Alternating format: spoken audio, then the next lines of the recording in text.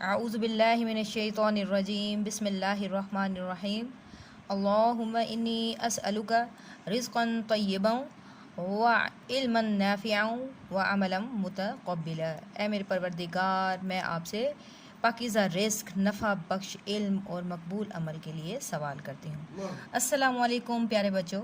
जी बच्चों, क्या हाल चाल है? अल्लाह तबारक व तआला हम सबको सेहत व सलामती के साथ रखे। तो जी बच्चों, हम अपना सबक स्टार्ट कर चुके थे साइंस के करिश में इंशाल्लाह, और मुझे उम्मीद है कि आप लोगों ने इसके जो हैं वर्ड मीनिंग्स यानी अल्फाज, मायनी और जुमलों वाला काम कर लिया होगा। तो आज हम करेंगे इसके सवालात। तो अपनी उर्दू अदब की जो है कॉपीज़ खोल के रखें। तो जी मैंने पहले से ही आपका पेज तैयार करके रख दिया है। तो आज है जी बोध 26 मई सन 2021 जमात का काम है। सबक नंबर हमारा जो है 8 है और ये हमारे सिलेबस का आखिरी चैप्टर है। उन्वान है साइंस के करिश्मे, और हम इसमें जो करने जा रहे हैं वो है जी सवालों के जवाब। पहला सवाल है, इंसान ने साइंस का इल्म कैसे सीखा? इंसान ने साइंस का इल्म कैसे सीखा? तो हमारी किताब के उसके मतन के मुताबिक इसका जवाब क्या है?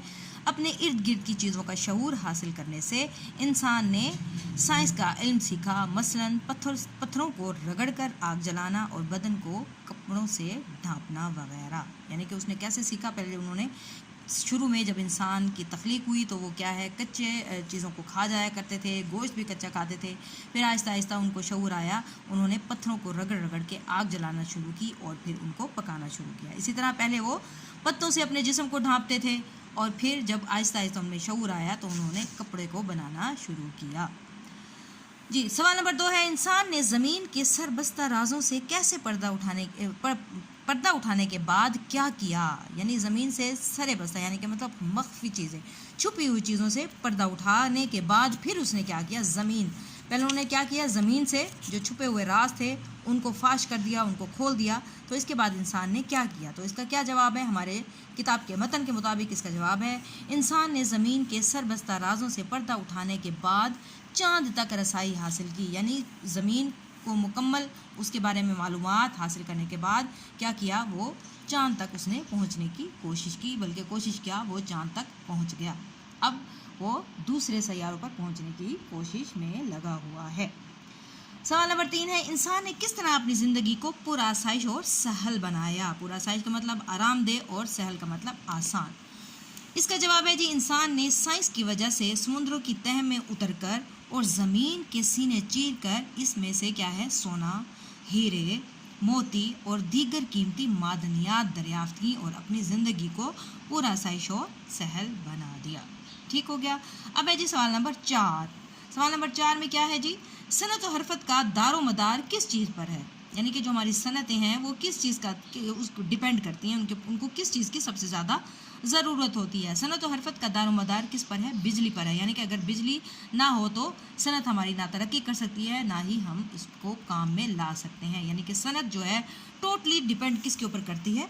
बिजली पर करती है। अब आ जाए सवाल नंबर 5 की तरफ।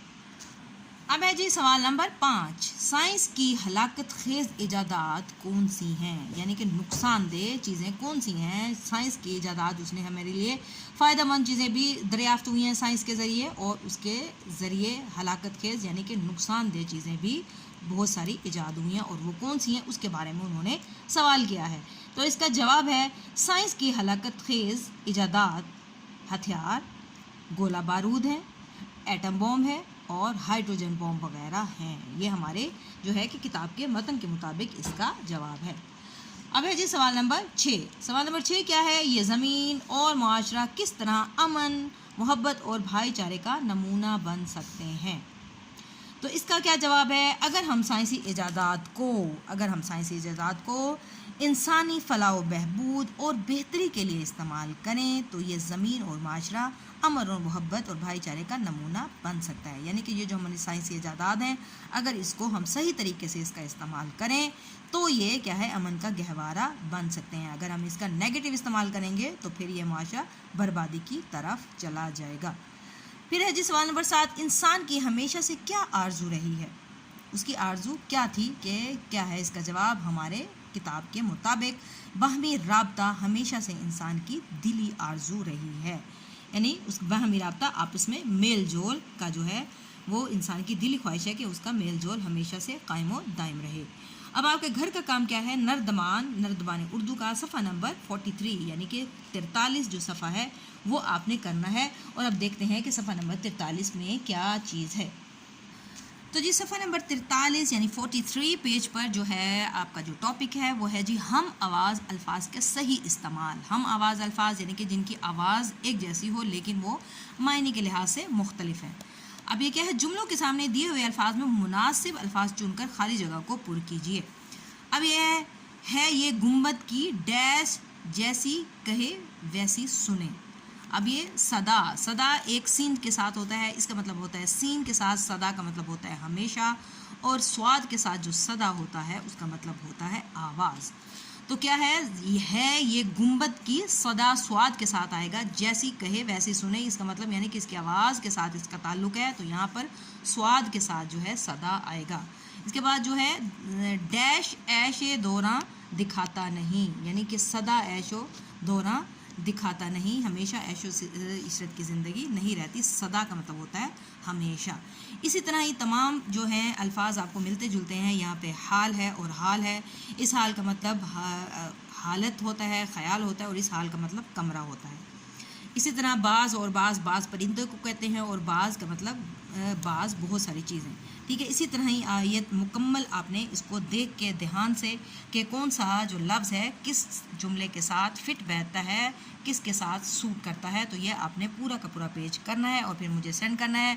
लेकिन वैसे अफसोस की बात है कि आप लोग मेरी वीडियो नहीं सुनते, जो कि बड़ी मेहनत जिसके ऊपर की जाती है। आप सिर्फ अपना काम देखते हैं और उसको हल करने की कोशिश करते हैं, तो इस तरह मत करें। आप वीडियो को मुकम्मल सुनें तो इससे आपको ही फ़ायदा होगा।